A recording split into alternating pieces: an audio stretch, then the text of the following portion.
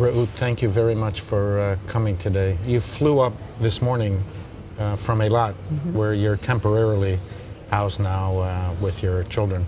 Why was it so important for you to come up and speak with us today? Because I think that it's very important for the world to know what happened on October 7th in Israel, and especially in our kibbutz and other kibbutzim next to us.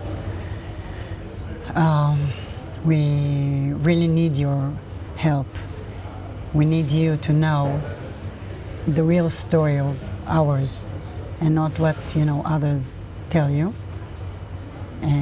Because some of the people think that Hamas is not that radical, and it is.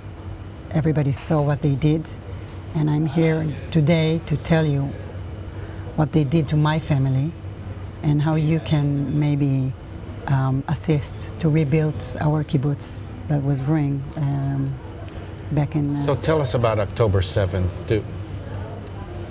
Do you remember? Yeah, I imagine you remember exactly where you were and what you were feeling. Unfortunately. You weren't actually with your children on that That's morning. Correct. Yeah. So tell us, you woke up, where were you, and what did you hear?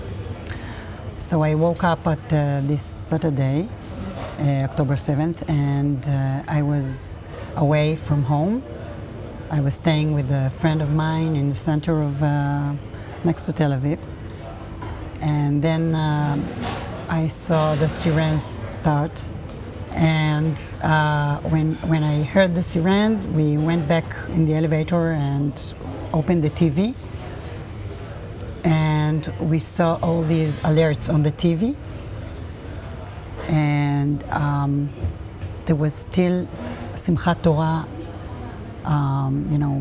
Dancing and celebrations, yeah. on the TV. And I didn't understand what's going on. I mean, nobody talks.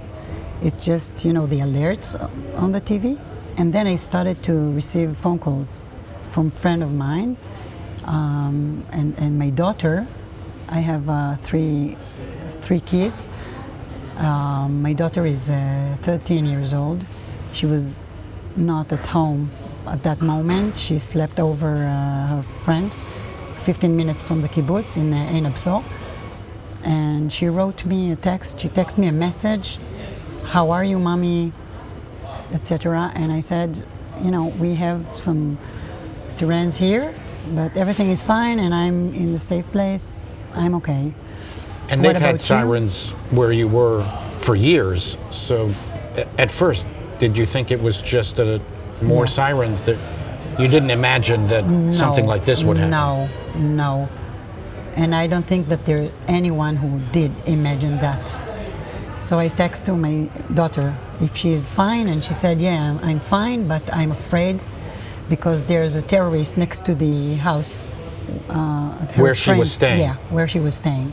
And her two other siblings were at home with her father. Yeah. So I called her right away, and she texted me back, I cannot talk, mommy. We need to be quiet in the shelter. I cannot talk. So, you hear that. I'm her mother. I can't talk to her because there's a terrorist next to her home. I can't do anything.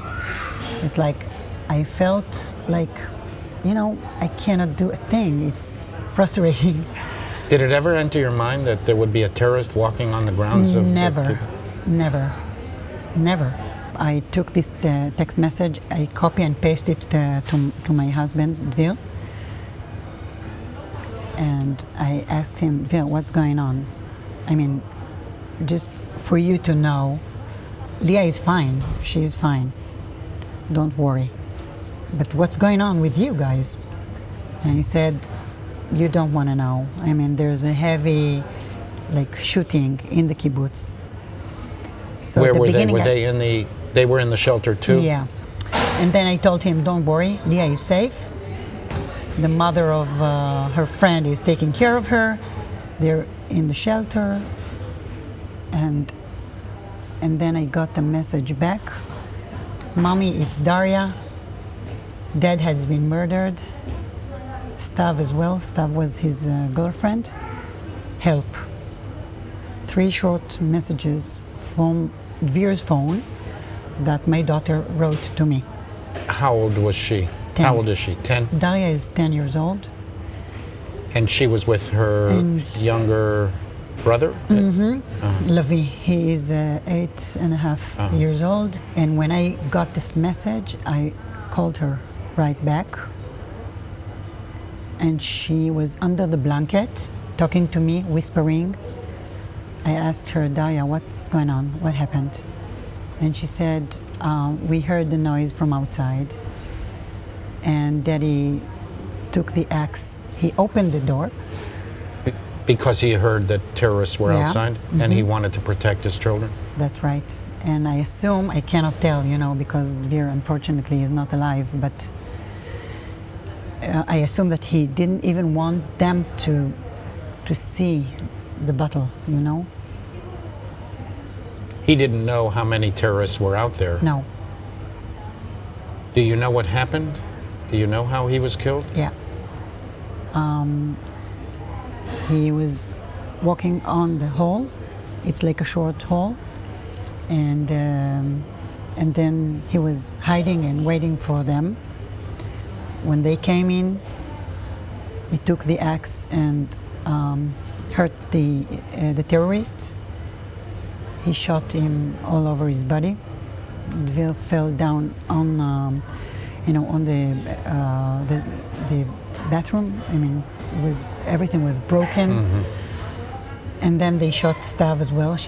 She tried to protect, the children. They shot her as well. Outside the safe room? Yeah. Yeah. And they stepped into the safe room, Which was open. which was open. They took off the blanket from Daria. She was hiding under the blanket, so they took it off her. And then she was planning to say, please don't kill me, in English. But she didn't have the chance because they just took it off and put it back. They wrote on the wall in Arabic, El Qassam, do not kill infant. And they stepped out. And that's it. And This was a different terrorist group than Hamas. Why did they say they don't kill children? There were many children that were killed and many children that were taken hostage. What was it about these people who came into your house? I really don't know. But it was only 1 or 2 cases that happened, and they didn't kill 2 infants, but they did kill all the rest. And what they want to show the world is, is a lie. It's not the full story. It's just this. And then your 2 children come out of the safe room? No. No. They leave the safe room, and I talked to Daria for 3 hours. They're And in all the of this house. time she was in the safe room with Yeah. her brother? Under the blanket. She couldn't even take her head out of the blanket. And you were talking with her this Yeah, whole time? all the time. And she was I whispering? didn't leave her. Yeah. And she never lost her No. No. her I ability to recorded, communicate? I recorded all these hours because there was a moment that she said, Mommy, they're coming in again. She thought that she heard, steps. And at that moment, I pressed on the record because I said, it could be the last time that I hear my daughter speaking alive. And you wanted to document her voice for your memory? Yeah. 3 hours, maybe 3.5 hours later, I told her Golan is in. And then he arrived. I took him on the phone. It was like a relief. I could breathe again. He stayed with them for 9 hours more. In their home, in their shelter? Yeah, in the safety room. And he couldn't even get to the kitchen to bring something to eat. They didn't eat from the morning until evening. Because it was still dangerous to leave the shelter? It was very dangerous outside. He stayed with them for 9 hours and then he took them off through the window to his place, his Golan's place and his wife Sofit, using a car of the first responders team. And that's it. They stayed there for the night. I was waiting for them to arrive so I can hug them and smell them and, be with them. And my mom was there as well at her house, and my sister also lived in the kibbutz. So it was like I should have been in a lot of places at the same time to make sure and check up everybody that everybody's fine. They survived? Yeah. Yeah.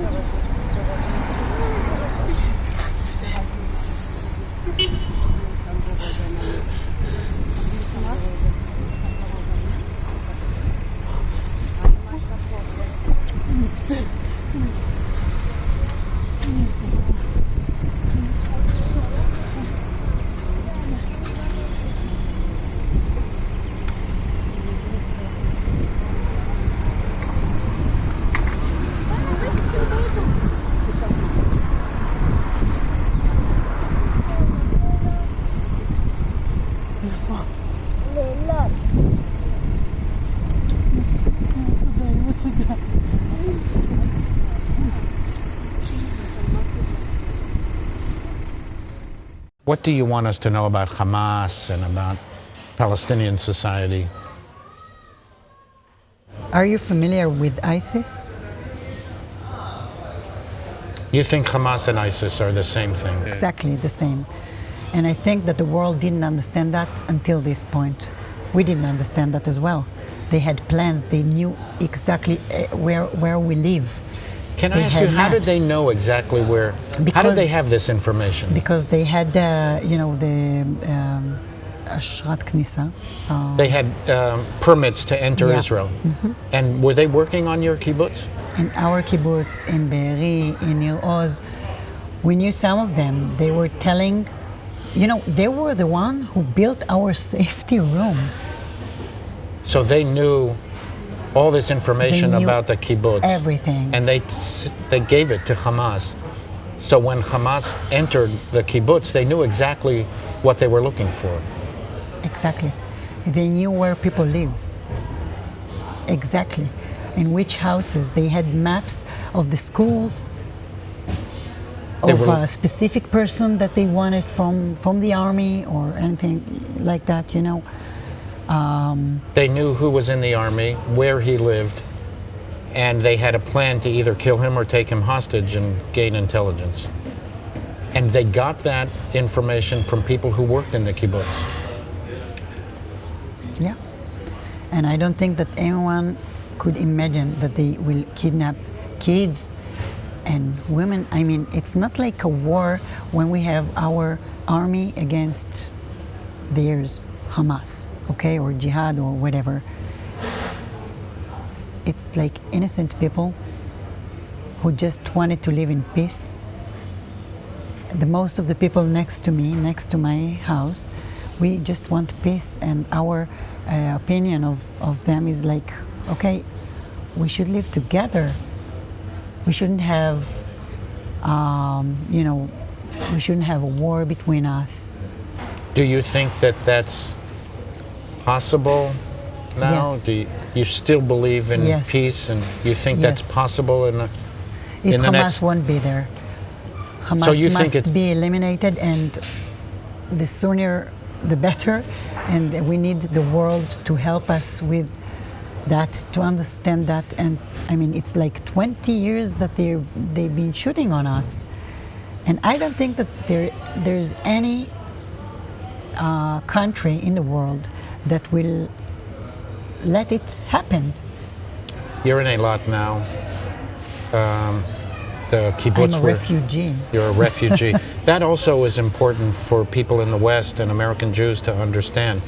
There are a couple 100,000 refugees in Israel that are displaced and are living in different places in Israel. They relocated you and your family to Eilat. Do you have future plans, or is it too early? The kibbutz was devastated. Do you want to go back to the kibbutz? Do you want to live somewhere else?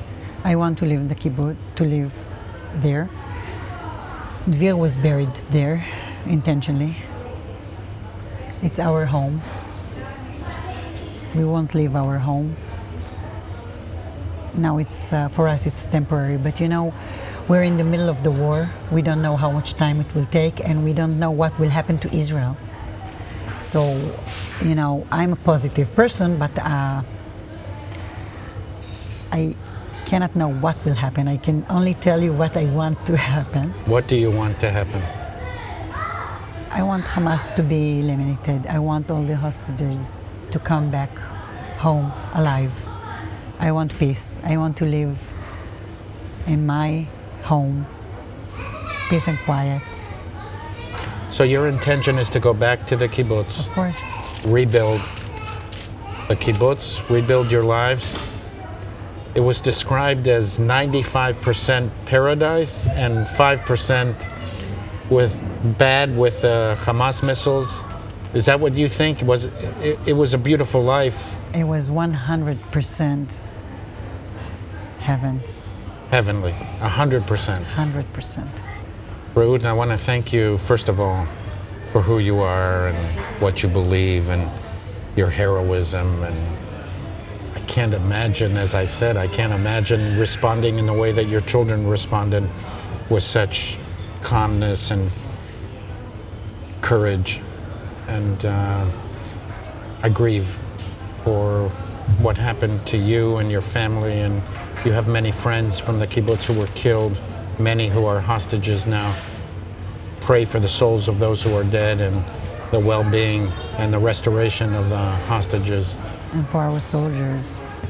And to pray for the health of our soldiers. And I hope that your dream comes true, that Re'im is rebuilt by Reut, and that you restore that 100% heaven that you spoke about. Thank you very much.